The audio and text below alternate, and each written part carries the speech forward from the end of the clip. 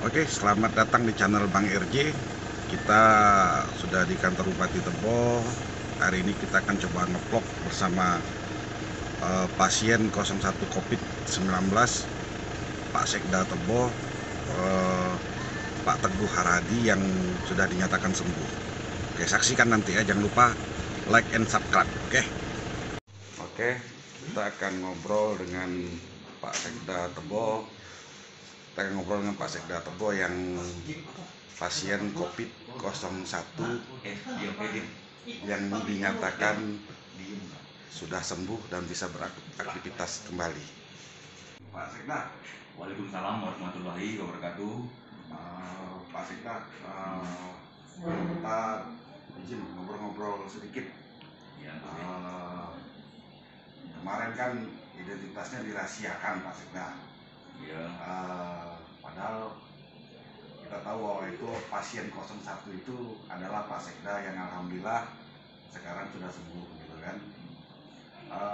Boleh sedikit berbagi pengalaman nggak Pak Sekda terkait bagaimana bisa ditetapkan sebagai pasien 01 dan perjuangannya untuk sembuh gitu Pak Sekda? Baik, terima kasih. Memang ini adalah merupakan ujian semua dari Allah Subhanahu wa taala, bahwa di antara jumlah penduduk Jambi yang begitu banyaknya dengan jumlah penduduk Tebo yang begitu banyaknya, saya yang dipilih Sebagai pasien 01 sebagai pasien 01 Iya. di Provinsi Jambi ini. Kita sebagai umat beragama tentu hanya pasrah dengan takdir yang diberikan oleh Allah Subhanahu wa taala. Karena kita tidak bisa lari dari takdir tersebut. Hanya doa Allah yang bisa mengurangi takdir tersebut. Memang saya tidak tahu persis di mana saya terpapar virus ini gitu. Saya berpikir kalau bisa kejadian awalnya kayak kan waktu sebelum rapid test itu kan katanya Bapak sempat dinas keluar kota gitu Pak ya. betul, ya saya memang ada dinas ke Jakarta. Jakarta itu tanggal 6 Maret. Maret itu kan saya tidak lama di Jakarta, cuma 1 malam. Karena acaranya itu kebetulan hari Jumat jam 1. Saya berangkat ke Jakarta dari Jambi, penerbangan pagi kan, dengan harapan saya bisa terkejar di Kementerian Pemberdayaan Perempuan. Alhamdulillah sampai sana, sampai di penerbangan pas hari Jumat. Saya sembahyang Jumat. Padahal saya social distancing itu sudah lengkap, saya pakai masker, saya bawa alat kayak gini, sepatu sembahyang Jumat itu saya pakai ini. Nah, terus pada waktu acara itu jam 1 mulai, saya masuk ke tempat acara, jam 5 selesai, saya pulang ke hotel kan. Saya keluar hanya sore makan sore, masuk lagi ke hotel lagi kan. Pagi subuh jam 3 saya harus berangkat lagi ke bandara karena saya penerbangan pagi di Jambi ya. Itulah kalau memang Tuhan mengendaki ya kita tidak bisa menolak. Jadi perasaannya gimana waktu pertama kali dinyatakan bahwa Mas Teguh sebagai positif terpapar COVID-19, perasaan yang Mas rasakan gimana? Termasuk keluarga gitu, responnya gimana? Iya, begitu saya berobat di rumah sakit Tebo kan, terus disinyalir kata beliau dokter itu reaktif, saya langsung dikirim ke Jambi karena memang pada waktu kan memang orang masih baru mulai kan, masih belum ada persiapan segala macam. Saya bawa ke Jambi, terus saya dibawa ke UGD, di langsung segala macam, terus saya diambil swabnya, saya dibawa ke Jakarta swabnya. Setelah 6 hari hasil swab keluar, saya dinyatakan positif. Ya tentunya rasanya kan lemas, banyak yang harus saya pikirkan. Bagaimana dampak saya positif ini, apakah istri saya, anak saya juga ikut tertular. Bahkan kemarin kan sempat dihebohkan karena Mas Teguh kan sebelum dinyatakan positif itu sempat menghadiri acara wisuda salah satu perguruan tinggi di Kabupaten Tebo kan, sempat kontak dengan masyarakat banyak, sempat bikin heboh juga lah gitu kan. Iya, ya memang betul, memang agenda saya waktu itu memang sangat banyak sekali pada waktu Iya. itu kan saya Dengan Kades. saya berangkat dari Jambi itu memang saya mau mengejar itu tadi, mengejar wisuda hari Sabtu kan, wisuda hari Sabtu. Terus hari Seninnya saya harus ikut rapat masalah PASI juga. Kan kontak orang banyak Iya, semua kontak tuh ya. banyak juga, rapat dengan para OPD masalah pertama kasihnya juga. Terus rapat-rapat dengan Pak Bupati, Pak Wakil Bupati, para OPD terkait membicarakan masalah corona juga di luar dinas Bupati. Memang agenda saya pada waktu itu sangat padat sekali, Bang, luar biasa gitu kan. Jadi wajar sempat bikin heboh Kabupaten Tebo ya. Ya wajar lah. Tapi gitu. alhamdulillah negatif semua Mas ya. Alhamdulillah negatif. Negatif. Itu memang saya sangat cemas jangan sampai nanti ada istilah wah ini Gara-gara Pak Sekda. gara-gara Pak Sekda ini bisa kena aduh repot jadi kan saya kan jadi beban, tambahan beban gitu kan. Tapi alhamdulillah setelah saya minta informasi dari beberapa pihak ternyata semua yang kontak dengan saya dinyatakan negatif. Alhamdulillah sekali, saya bersyukur pada Tuhan Yang Maha Esa. Terus waktu sudah dirujuk ke Jambi itu kan langsung diisolasi. Suasana isolasi itu sendiri gimana Pak, Mas? Ya kita maklumi bersama karena saat itu kan masih saat-saat awal dari pandemi ini ya, tentu dimanapun akan kaget, seakan-akan belum siap menerima kondisi pasien seperti ini. Jadi ya saya maklumi, memang pada itu saya belum ada tempat. Hari pertama saya di UGD, ternyata saya dipindah lagi besoknya lagi kan di tempat bangunan yang baru dibersihkan kelihatannya kan. Kelihatan saya ditaruh salah satu kamar di situ kan. Ya, kamarnya ukuran berapa gitu? Ya sekitar ya ukuran waktu itu memang 3 kali 4 lah mungkin. Fasilitas apa saja di dalam itu? Ya. Karena ini kan yang dirawat ini kan Pak Sekda loh, orang nomor 3 di pemerintahan Kabupaten Tebo gitu nah kan. Apakah fasilitasnya ada istimewa atau sama dengan yang lain gitu? Ya saya juga memaklumi lah karena suasana masih baru kan mungkin darurat gitu kan. Ya AC ada ya semua yang lengkap ya, lengkap dari televisi ya, dari televisi aja lah ya. Kita maklumi lah karena masih posisi masih darurat kan. Mungkin tidak hanya di provinsi, mungkin di semua pun kayak gitu. Jadi memang betul-betul selama di karantina tuh tidak ada melakukan kegiatan apa-apa ya, cuma dicek sama dokter gitu ya. Iya, di awal-awal pertama itu saya hanya diinfus, terus hanya dikasih vitamin, antibiotik, dicek pagi, siang, sore itu aja. Itu saya lihat di obat yang ada kita waktu Mas kirimkan ke saya ada penebalan selaput paru-paru. Memang COVID ini yang dikejarnya paru-paru ya? Saya tidak tahu persis, tapi informasi dari tim medis memang COVID itu yang serang adalah paru-paru. Yang serang paru-paru memang. Itu makanya paru-paru lah yang diprioritaskan itu informasi dari medis. Saya kan bukan medis, dengar aja itu kan. Jadi memang itu ya gitu ya. Ya memang yang serang pertama kali memang paru-paru COVID itu.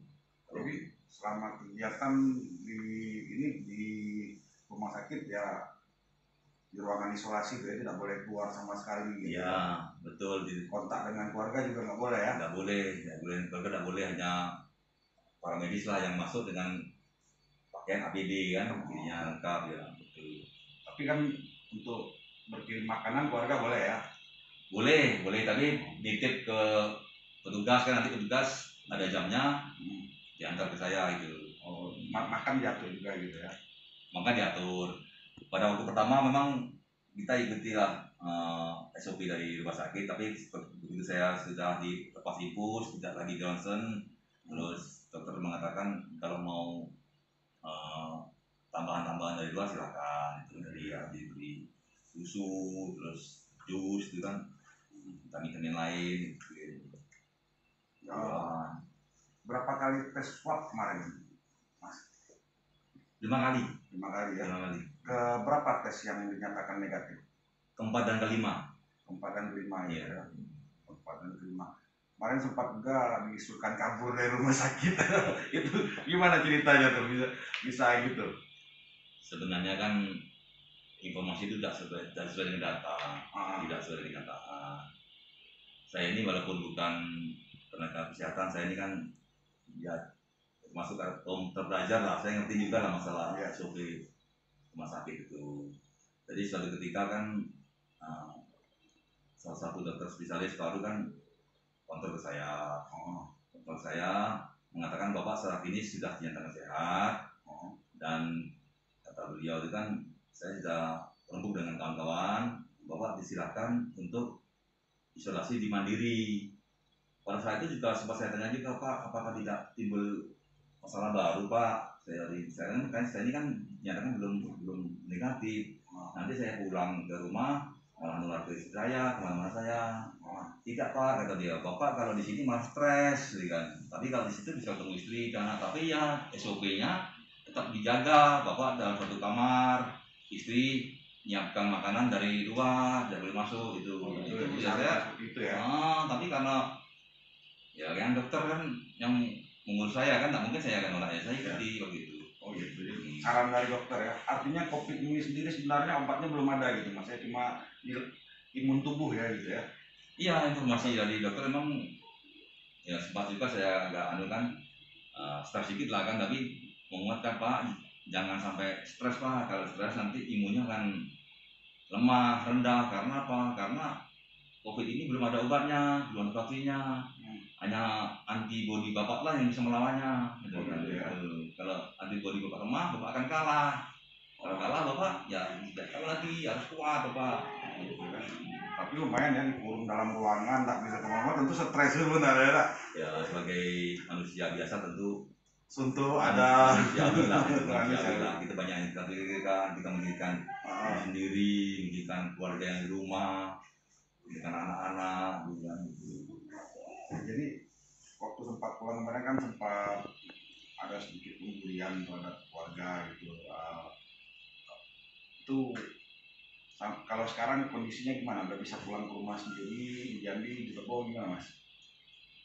Ya manusiawi lah kan, kita mungkin masyarakat banyak itu masih karena ini hal yang baru, mungkin masih dianggap hal yang menakutkan kan, terus sehingga saya dibully ya saya terima lah yang itu. Tapi kenyataannya kan saya tidak seperti apa yang diinformasikan ke orang-orang di Facebook, di mana-mana itu kan ya. Oh, Mas bukan kabur gitu ya? Saya tidak kabur, saya kabur.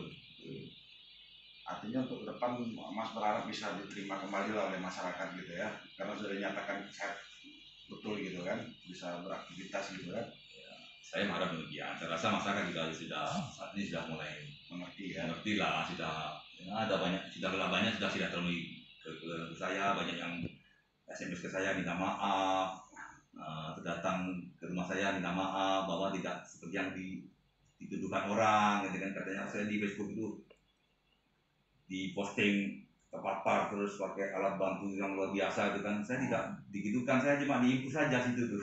Gitu ya.